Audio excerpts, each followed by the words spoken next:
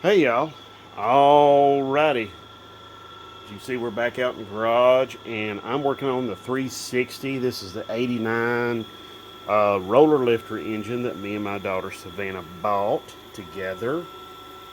I've just gotten done honing the cylinders and I'm thinking they're looking pretty good. I mean, they're not perfect, but I think they're going to be plenty good enough. Yeah. So, I thought I would bring you all up to speed on what's been going on. Now, I do apologize because I have been working quite a bit lately, um, and I hope you appreciate this video because it's humid out here. I've got a fan going over there, and it's not even pointing on me. But um, that's a little bit better. Now I'm closer to the fan, so now it's a little bit louder. Anyway, sweat coming off my nose. Ugh. Anyway, so yeah, I've been out here working on this, and I just want to show you a few little things that I have done. You know, honed the cylinders all out. Oh, go ahead and point this out because I want to make you aware of it, but I also want to make you aware of it as a learning. Uh, you see that little place down there? I'm kind of thinking that maybe this block was left with water in it. This engine was left with water in it, and that has happened there because somebody left water in it. And zoom in there. So you see how it's kind of pushed out, that piece of metal? How it's pushed out like that? Well, I think somebody's left water in it, and I thought initially that there was going to be like, oh, this is going to be bad. We're not going to have, we're not going to, this, this is going to leak water into into the oil and everything. But here's what I did.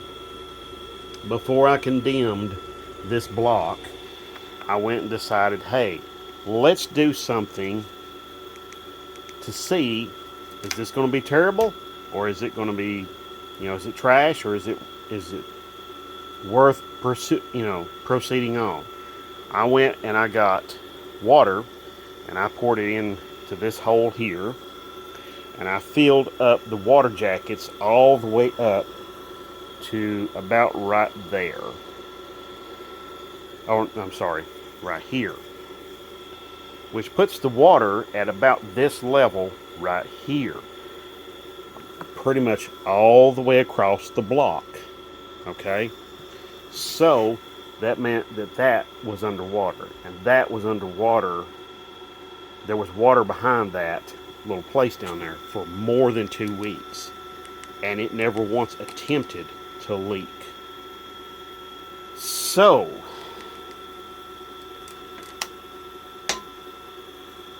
I think I'm going to proceed on with this. I don't think I'm going to say, no, I'm not going to do this, or I'm going to put a sleeve in it or something like that.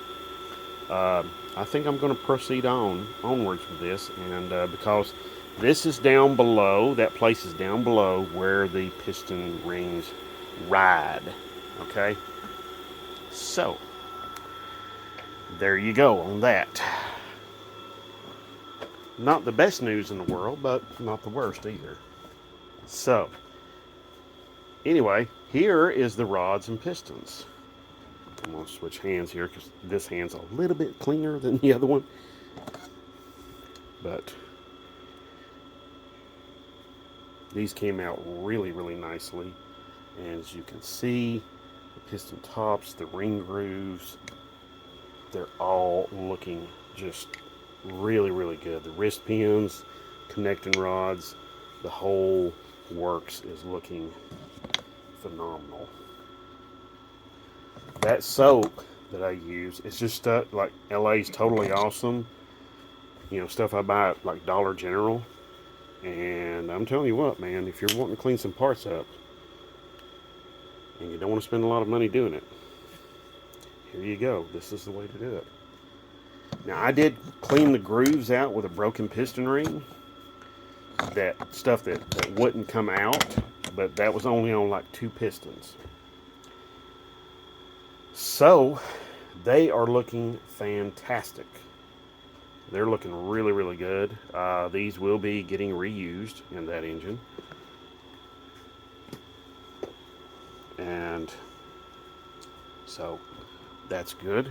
Now, furthermore, I checked the deck to see if there was any warpage.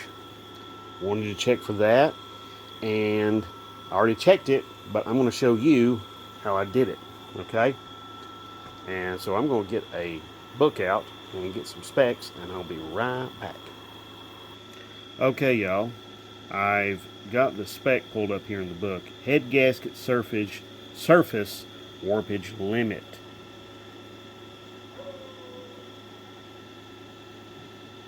So there we can see.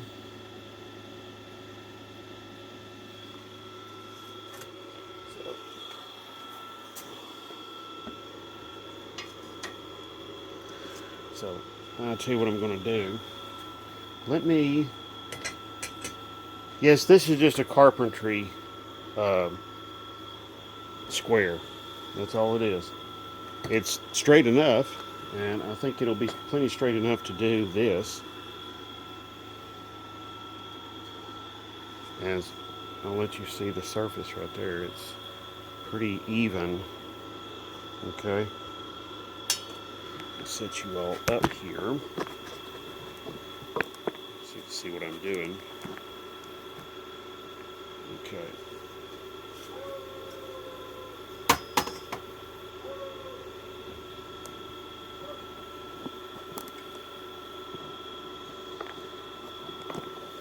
Setting this up a little bit better here so you can see maybe a little bit better, or the camera will be pretty stable. Okay, so now that spec is in a Haynes manual, but it's not a new Haynes. That is like, that manual is probably 30 years old. So I'm going to start off with a 5. Okay.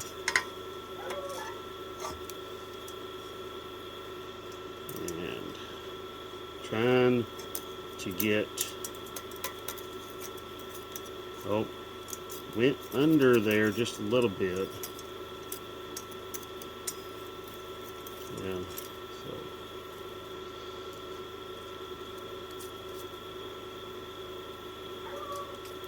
so this is the basic process that you go through to do this.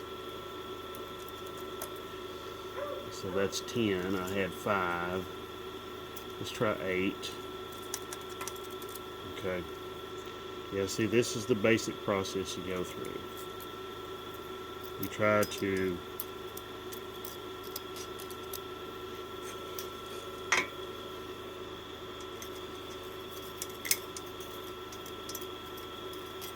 okay. So I get a 5 under there. Just barely.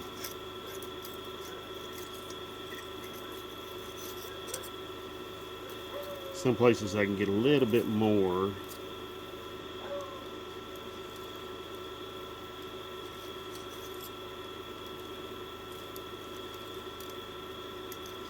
Like, I can't get the 10 under there.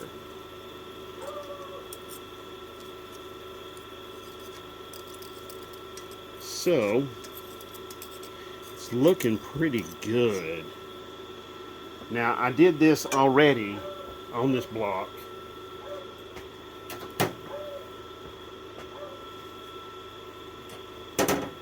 And everything's coming out pretty good. I've already checked this side with a straight edge. This is all looking good. Oh, if you notice in here, I've got a nice crosshatch pattern.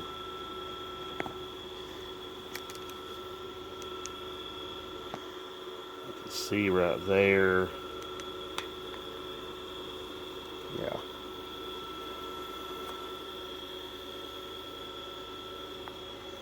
The cross hatching is important because what that does is it holds oil in those grooves, and the rings ride on that oil that's held in those grooves. Okay. Now remember, you got the crank that's spinning all the time and it's slinging oil off of it. Okay. And that oil comes up here and coats the bottom of these cylinders, and some of it gets pushed up by the travel of the piston and the piston rings. So you see the cross hatching there is what I'm after. I'm even checking the ring end gap. It's okay. It ain't perfect. But these, I'm checking this with a used ring too, okay? So you have to take that with a grain of salt. You know, this is not a new ring, you know, and this is not the rings I'm going to use either. So it's just sort of like I'm just doing a test to see how this is going to work out. But let me show you how how you do that. Okay. Now they give you a spec on that, and in the manual there it says about 10 to 20 thousandths. But like I said, these are worn out rings already, so it's really, really loose. And I mean, there's a little bit of tension. You see what I'm doing right there? You see, I'm putting the feeler gauge in that gap that the ring is in. The ring has got the ring end gap. That's what I'm checking for. I'm checking for that end gap. That's what I'm looking for. Now, like I said, old worn out ring. Okay. All right. So I've checked a couple cylinders over here. I haven't checked these over here. I'm not going to. It's not really necessary because, like I said, worn out old ring. Okay. New rings, yeah. I would take that more to heart than these. So I'm not too concerned about that. Just doing a little checking for my own self, see how this is going to work out. Okay, what is in the parts cleaner right now is my main bearing caps. I've got a lot of hardware in here. I've got this spider, or this piece in here. It's been in here about a week. As you can see, I'm just rubbing my finger over this really nasty stuff, and it's just coming right off. So, pretty awesome.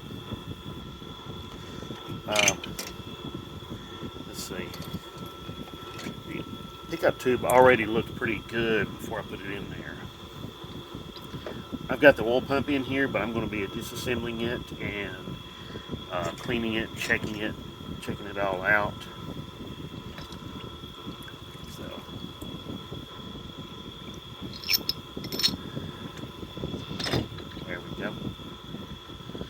All right. Okay. So I think that's going to be pretty much it for tonight. Okay. Next video, I'm going to show you how I'm going to check for compression ratio with the pistons. Those pistons over there, those clean ones, I'm going to show you how to check for compression ratio and show you how to do all that. Okay? Alrighty. Thank you all so much. I appreciate you all watching, and I really do appreciate everybody for tuning in and yeah, tuning in. Okay. But I really do appreciate everybody watching, so I thank you so much for that. It is really helpful. It's very helpful to the channel. And speaking of the channel, up over 3,440 subscribers now. So, yeah, 440. I like that number. So, anyway, I always like that number. So, anyway, I just want to say thank you all so much for that, and thank you so much for the likes and the shares, too. I really do appreciate y'all for that. Let me put a question out. If I do a live video, would you all like to be a part of it? Hmm? Do you want to be a part of it? If you do, drop a comment down below. Let me know. Okay? And if I can, we'll do it from right here in the garage. We'll cover, maybe I'll be doing some work on the 360. Maybe I'll be doing some work on something else. I've got a cylinder head over there that needs to be ported, so hey, there we go. And who knows, maybe we'll do that. Okay? So anyway, I thank you all so much. If you have any questions at all, you know what to do. You're smart. Drop them down below. I'll do my best to get to you. And let me tell y'all, that's another thing. Y'all been putting out some really great questions, some really great tech questions, and I really do appreciate you all for that. Thank you all so much. Have yourselves a great day. God bless.